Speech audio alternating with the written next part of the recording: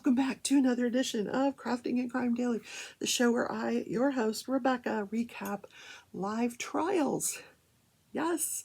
Now, the current 2 trials that are going on, I did not cover because I was deeply entrenched in the Lori Vallow Daybell trial. But there is another trial that was scheduled to begin this week. That is the trial of Richard Merritt. However, his lawyer was in another courtroom in that same county trying a different case. So the judge has ordered that the case begin jury selection on Monday. Or if he gets done early, they'll start earlier. Yeah. That's a busy lawyer. So I'm almost done with my diamond painting. Yes, this is the cat that has a landscape within it. I've already done the dog that has a landscape in it. The artist's name is Merritt, and I love his work. So what I'll do when I'm finished is take these down and put up those 2 so that you guys can see them side by side. Super cool paintings, super cool. And then once I'm done with this, I'm going to work on my Grafgan for through Wednesday night, through the live on Wednesday, Craft With Me Wednesday. So tune in on Wednesday night at 6:30 p.m. Central. You'll get to see me work on that. Then on Thursday, I will begin The Secret Garden by Josephine Wall. I have never done one of her paintings. Yeah. They say her paintings have a lot of confetti. Now, what confetti is where you have a small section of the painting, very, very small, where there's like 20, 30 different colors. Versus color blocking, like here on the side, where you have all one color. Yeah. So hers is very intricate. When you have confetti like that, with so many diamonds in one small area, you can only pretty much single place, which I'm getting pretty good at, like fastly single placing. But you really want to be able to have the ability to multi-place these large canvases, or else it's going to take you a hot minute to get them done. So I'm gearing up for The Secret Garden. It's already kitted up. It's ready to go. Yep, it's ready to go. So that'll start Thursday for those of you who asked, because some of you have that canvas and you want to paint along with myself and my bestie, Mickey Sunshine Creates. What else is going on? Oh, I think the rabbit is out of the house. I have not seen him since yesterday morning. And what I did after I recorded yesterday's show, I left the door open to the craft room that goes out to the outside. And I haven't seen him since. I'm hoping he just scurried his little butt out of here. And it seems like the animals have stopped looking for him. I mean, from Friday through yesterday morning, they were on a constant hunt for this bunny rabbit. Just a little tiny thing. So super cute. But they do not make good pets. They are not the same as a domestic rabbit. They say it's like the difference between a wolf and a dog. You cannot have wild rabbits in your home. I'm starting to think he was just going to adopt us, you know, that he liked living here. It's like, hey, this lady gives me cucumber. I like living here.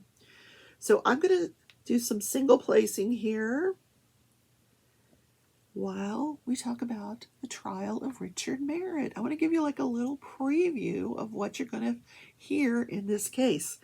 It's disarmingly similar to the Alex Murdaugh case. We're going to be going to Georgia for this case. We're going back to Georgia. I got Georgia on my mind.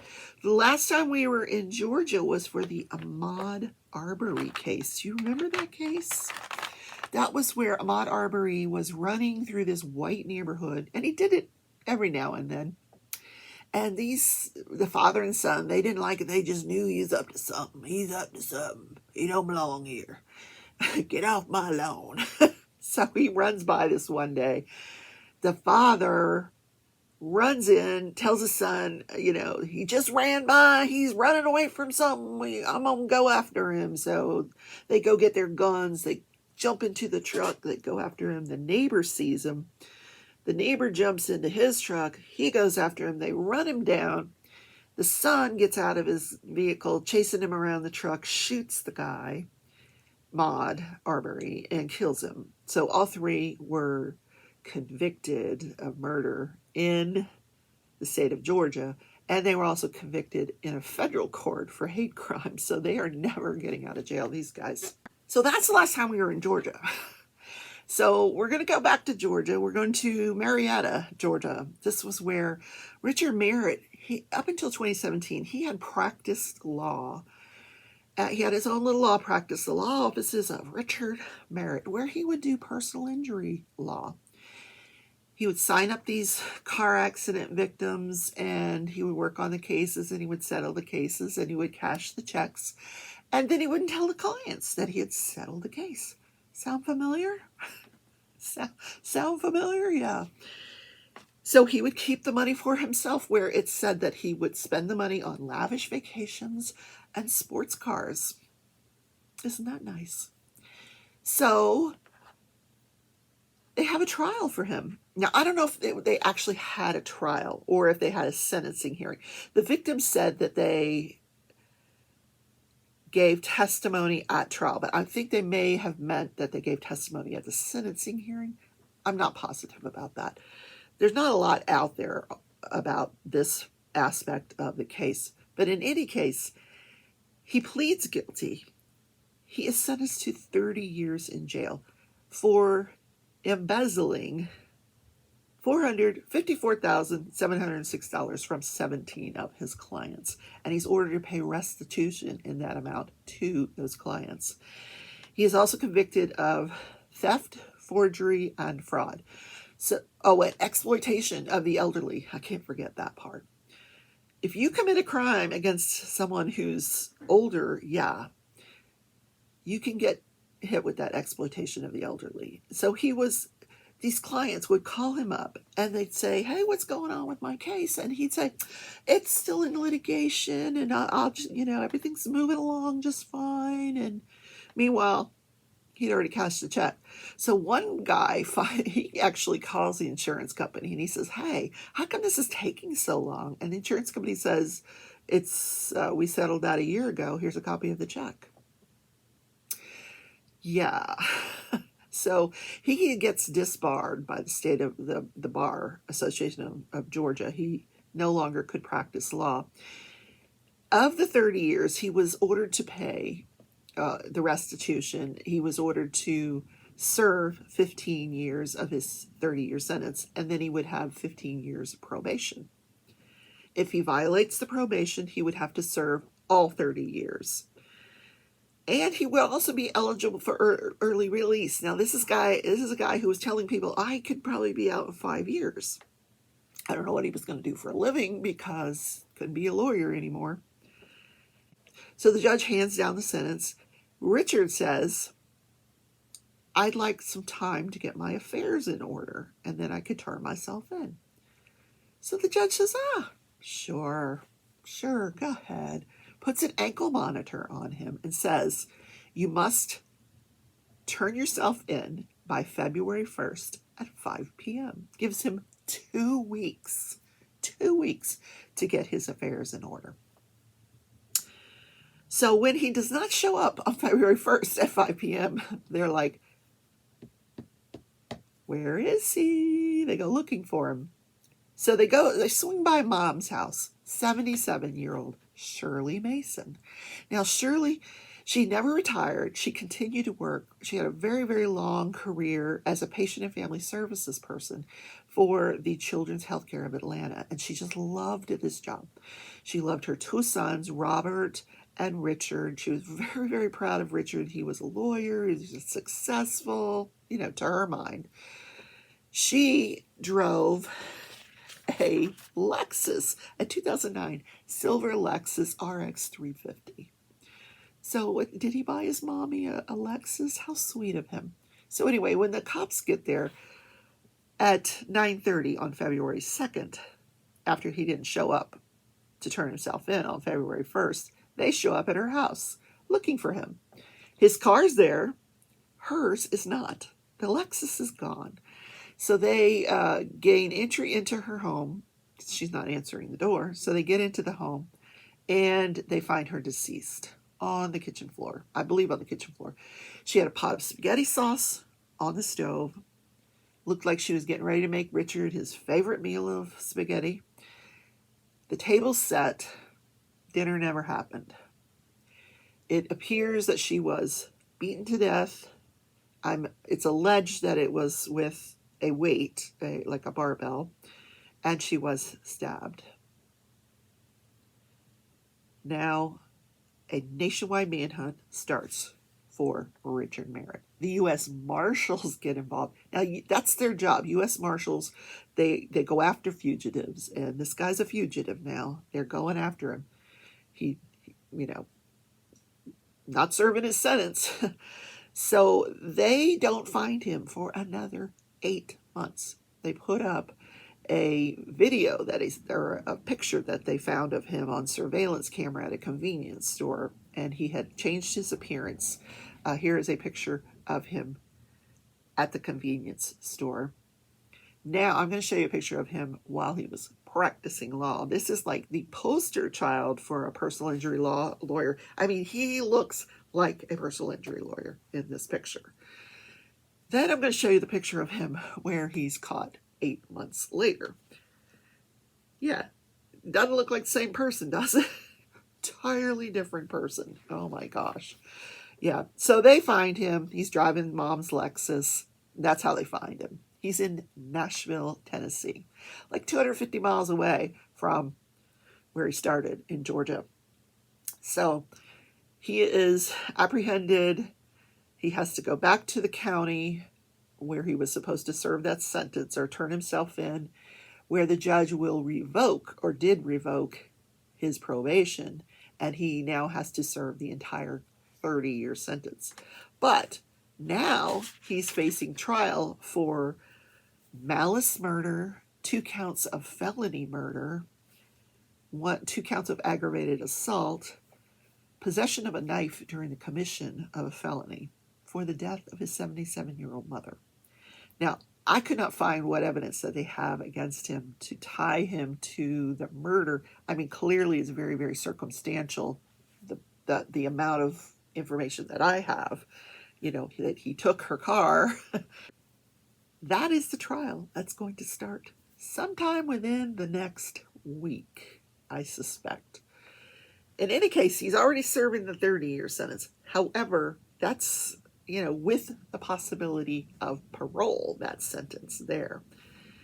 If he's convicted in this murder trial, I'm sure it will be without the possibility of parole. I do not know if the death sentence is on the table for this one. I will update you as this case makes its way through the trial. It's going to be a very, very interesting trial. I need another sip of coffee before I tell you about another trial that's coming up. Actually, there's so many trials that I'm hoping we get to see this year. I'm very interested in the Charles Adelson trial. That'll be out of Florida, Tallahassee, for the murder of FSU law professor Dan Markell. We've already sat through 2 trials in that case. The case of the actual murderers, the hitmen, the case of the woman that hired them, and now the case of the mastermind that hired her to hire them, Charles Adelson. He was the brother-in-law of Dan Markell, and his sister was going through a very nasty custody battle over her 2 children. So he was just trying to help her out. I'm very interested in that trial. Then there's the trial of Brian Koberger. Now he's scheduled in June for his first appearance in June. So that trial may not be till next year or the year after. It's going to be a while. He just recently hired a death penalty lawyer, someone who specializes in the death penalty, to assist on his team. Then we have the Delphi murder cases, also, I believe, out of Idaho. Are they out of Idaho? Not sure. Anyway, that's where the 2 girls were, 2 14-year-olds were murdered. And they apprehended Richard Allen for those murders, and he will go on trial. Then we have the Idaho student murders. We already talked about that. Brian Kohlberger, the Idaho student murders. What was the other one? And then last but not least, on August 14th, we will get to sit through the trial, or I'm going to sit through the trial of the Alex Murdaugh. He's a defendant in the boat crash trial. The trial of the boat crash that occurred on February 2nd, 2019, that killed Mallory Beach and injured several other of the teenagers that were in that boat. The boat was being driven allegedly by Paul Murdaugh, owned by Alex Murdaugh. His brother Buster Murdaugh already settled out of the case. There's another defendant in the case, Parker Convenience Stores, that sold alcohol to Paul Murdaugh that day. A minor. So it's a civil trial. So the burden of proof is a little different. It's not beyond a reasonable doubt. It's more probable than not, but the greater weight of the evidence, more likely than not. That's where the scales of justice come in. Just tip them a little bit. Innocent, guilty, innocent, guilty. It's going to be a very, very interesting trial. Here's what's going to be interesting about that trial is the plaintiff going to subpoena Alex Murdaugh and have him on the stand. I think strategically it would make sense for him to do that so that the jurors can see the type of person that owned that boat. Yeah. The liar, the manipulator, he let his son drink uncontrollably. Anyway, it's going to be a very, very interesting trial. Let's look at the calendar for today. Yesterday's monkey story was very interesting. So today is Tuesday, May 16th. We're going to talk about Congress passing the Sedition Act. The Sedition Act legislation targeting socialist, pacifist, and anti-war activists during World War I was passed by the U.S. Congress on May 16th of 1918. The act made it a crime to make statements that interfered with the war effort, criticize the U.S. military, Constitution, government, or flag, hinder the production of war materials, or defend or promote any of these actions. Convictions for seditious behavior could result into up to 20 years in prison and a fine of up to $10,000. One of the most well-known... Oh, we got to wait for the clock. Sorry. It doesn't ring at the top of the hour. 20 minutes till the hour, always. So weird. But I love my little clock. One of the most well-known sedition cases was that of Eugene Debs, in which the socialist labor organizer and three-time presidential candidate was arrested after delivering an anti-war speech in Ohio. Debs was sentenced to 10 years in prison under the Sedition Act. The sentence was commuted in 1921 when the act was overturned. Legal scholars today consider the Sedition Act unconstitutional, violating the First Amendment and the Bill of Rights in particular. So, you know what that reminds me of? The January 6th. Yeah, the January 6th attack on the Capitol. Yeah, a lot of those guys, they're in big trouble for what they did.